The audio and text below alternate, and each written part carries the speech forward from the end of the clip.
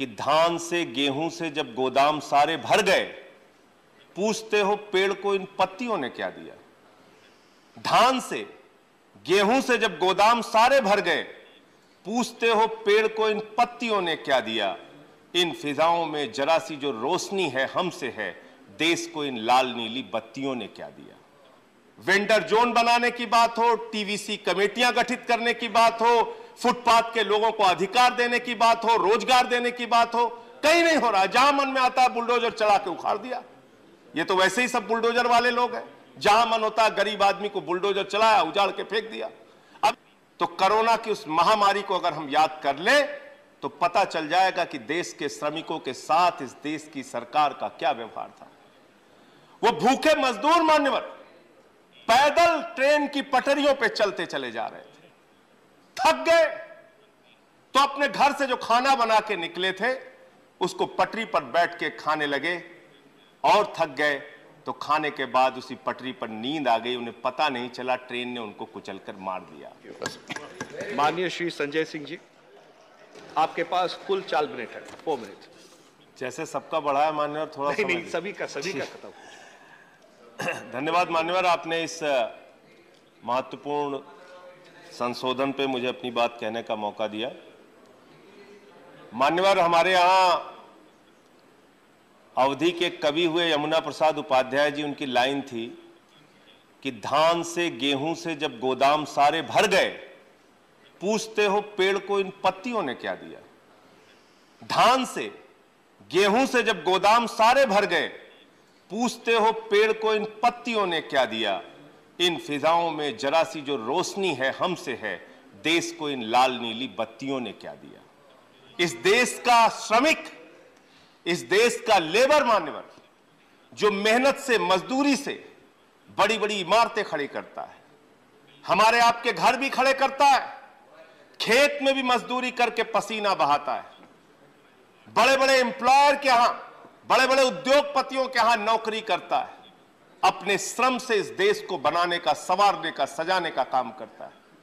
अगर उसकी दशा हम देखना चाहें तो कोरोना की उस महामारी को अगर हम याद कर लें तो पता चल जाएगा कि देश के श्रमिकों के साथ इस देश की सरकार का क्या व्यवहार था।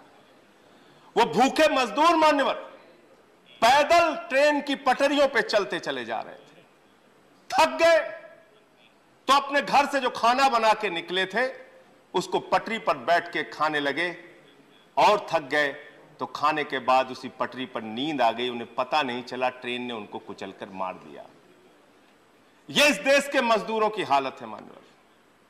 मैं उस दिन कुलियों के बारे में यहां पर बोल रहा था। फिल्म बनी थी कुली, सारी दुनिया का बोझ हम उठाते हैं। वो कुली मान्यवर, उनके परिवार के लोगों को नौकरी देने का रेल मंत्रालय ने एक समय में निर्णय लिया था, लालू प्रसाद यादव जी जब रेल मंत्री हुआ करते थे। आज तक उसके कंप्लायंस की दिशा में कोई कार्रवाई नहीं हुई।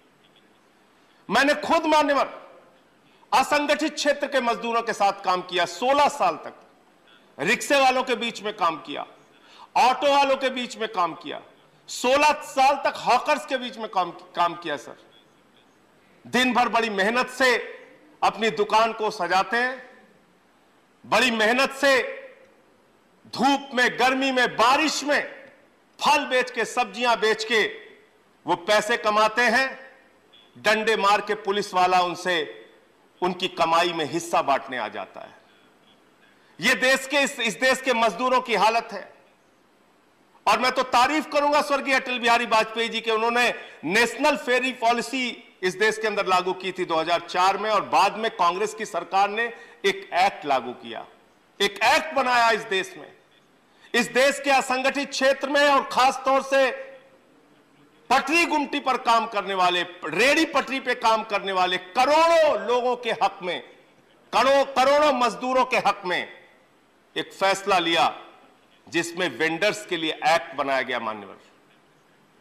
उन श्रमिकों के लिए, उन वेंडर्स के लिए, उनके लिए आपकी सरकार क्या कर रही है, जब जवाब दे तो दीजिएगा। हालांकि ये आप कह सकते हैं कि अर्बन डेवलपमेंट से जुड़ा हुआ मामला है, जिस कमेटी का मैं मेंबर हूं, लेकिन आज उनकी दशा यह है कि 10-10 हजार रुपए सरकार की ओर से, प्रधानमंत्री जी की ओर से सहायता देने की बात कही गई थी मान्यवर। वो अपना 10,000 पाने के लिए 10-10 चक्कर बैंकों के लगाते हैं।